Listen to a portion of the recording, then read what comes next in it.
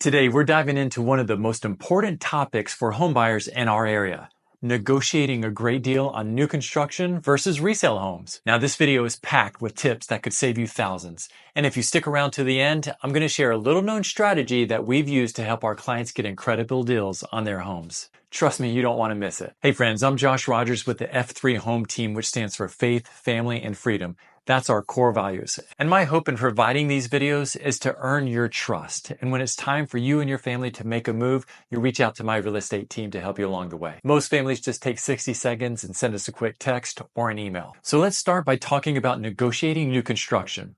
I know a lot of buyers are curious about whether they can actually negotiate with a builder. And I often get asked two questions. Can I get a better deal by going directly to the builder? Or do builders ever lower the price and throw in upgrades? Yes, you can negotiate with builders. And no, going in without an agent won't get you a better deal. Actually, it's usually the opposite. So here's the thing. Builders have sales goals, and if they aren't meeting them, they can be a lot more flexible than you think. I've seen clients get amazing deals because we timed it just right. For example, in a community like Nocatee or Rivertown, if homes are selling fast, you might not see much flexibility from the builder. But if the market slows down or the builder needs to move inventory by the end of the month or quarter, suddenly there's a lot more room to negotiate. Take this recent deal we helped with. Our clients were able to get an extra $60,000 price reduction on a new construction. On top of that, the builder covered all their closing costs and even brought down their interest rate. The best part? This happened simply because we knew the right time to negotiate. Builders also tend to offer incentives if you use their preferred lender. This is very common.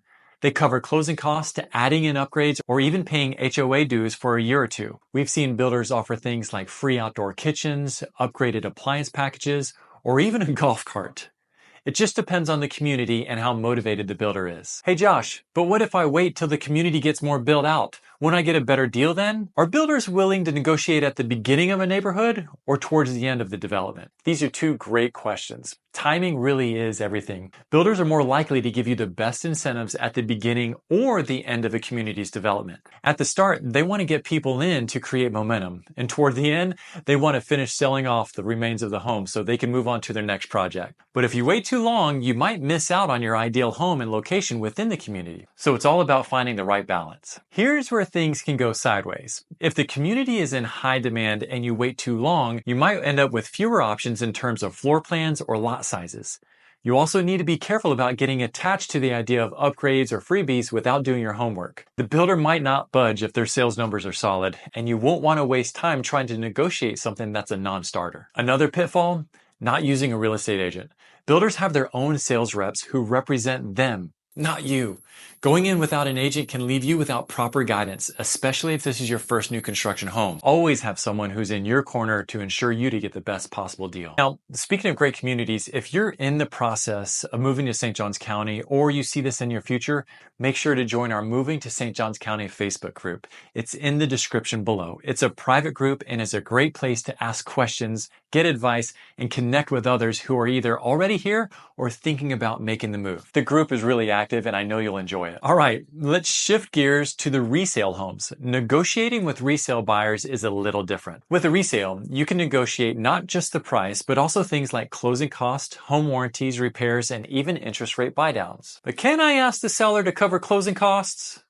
What if the seller refuses to make repairs? Am I stuck paying for them? Yes, you absolutely can ask the seller to cover closing costs. And no, you're not necessarily stuck paying for repairs.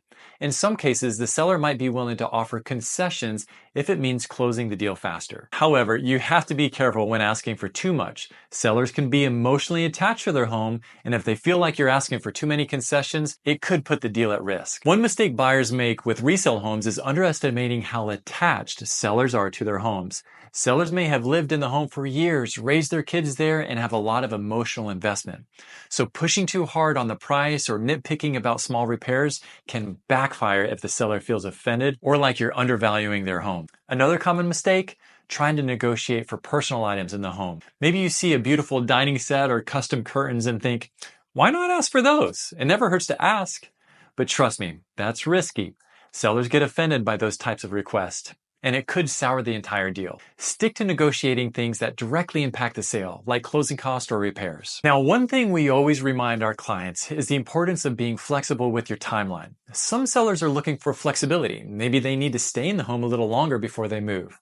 In that case, you could offer to rent the home back to them for a shorter period. It's a win because you get a better deal and they have more time to get settled in their next place. But is it really possible to negotiate the seller staying in the home after the sale? What if I'm not in a hurry? Can I negotiate for a longer closing timeline? Yes, negotiating the timeline can actually be one of your biggest bargaining chips. If the seller needs more time and you're flexible, you might be able to use that to get a better price or additional concessions. Whether you're buying new construction or a resale, the key is to stay patient. Be strategic and avoid getting overly emotional. The best deals go to the buyers who are willing to walk away if the deal isn't right. But don't let pride get in the way either. Sometimes the best deal is the one that helps you meet your goals, even if it's not a perfect deal on paper. In terms of strategies, when negotiating with builders, one of the most powerful tactics is to leverage competition. If you're considering homes from 2 or more builders, use that to your advantage. Let them know that you're exploring other options, and you might see some more flexibility in their offer. Builders are often competing with each other, and they don't want to lose out on a sale. When negotiating with resale sellers, one of the best strategies is understanding the seller's motivations. Are they in a rush to sell because they're relocating?